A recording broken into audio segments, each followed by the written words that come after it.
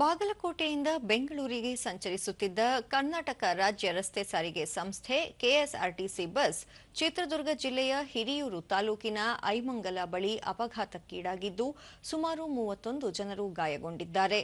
ಬೆಳಗಿನ ಜಾವ 2:30ರ ಸುಮಾರಿಗೆ ಬಸ್ಗೆ ಅಡ್ಡಲಾಗಿ ಲಾರಿ ಬಂದಿದ್ದರಿಂದ ಬಸ್ ಚಾಲಕ ತಕ್ಷಣ ಬ್ರೇಕ್ ಹಾಕಿದಾಗ ಅಪಘಾತ ಸಂಭವಿಸಿದೆ.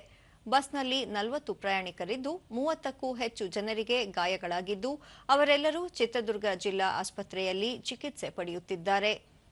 ಸಂಸದ ಗೋವಿಂದ ಎಂ ಕಾರಜೋಳ ಇಂದು ಆಸ್ಪತ್ರೆಗೆ ಭೇಟಿ ನೀಡಿ ಗಾಯಾಳುಗಳ ಆರೋಗ್ಯ ವಿಚಾರಿಸಿದರು.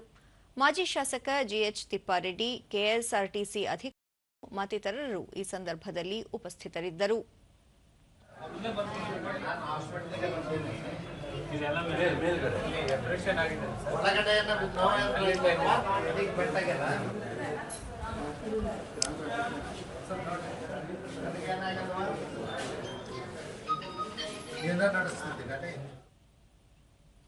ಬಳಿಕ ದೂರದರ್ಶನದೊಂದಿಗೆ ಸಂಸದ ಗೋವಿಂದ ಕಾರಜೋಳ, ಬಸ್ನಲ್ಲಿದ್ದ ಬಹುತೇಕರು ಕೂಲಿ ಕೆಲಸಕ್ಕಾಗಿ ಬೆಂಗಳೂರಿನತ್ತ ಹೊರಟಿದ್ದು, ಹೆಚ್ಚಿನವರು ಬೀಳಗಿ ತಾಲೂಕಿನ ಸುಣಗ ತಾಂಡಾಗೆ ಸೇರಿದವರಾಗಿದ್ದಾರೆ.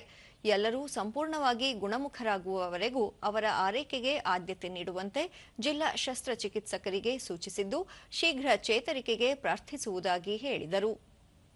ಡ್ರೈವರು ಮತ್ತು ಇನ್ನುಳಿದವರು ಕೆಎಸ್ಆರ್ಟಿಸಿ ಅವರು ಕೂಡ ಅವರು ಬಂದು ಮಾಡ್ತಾ ಇದ್ದಾರೆ.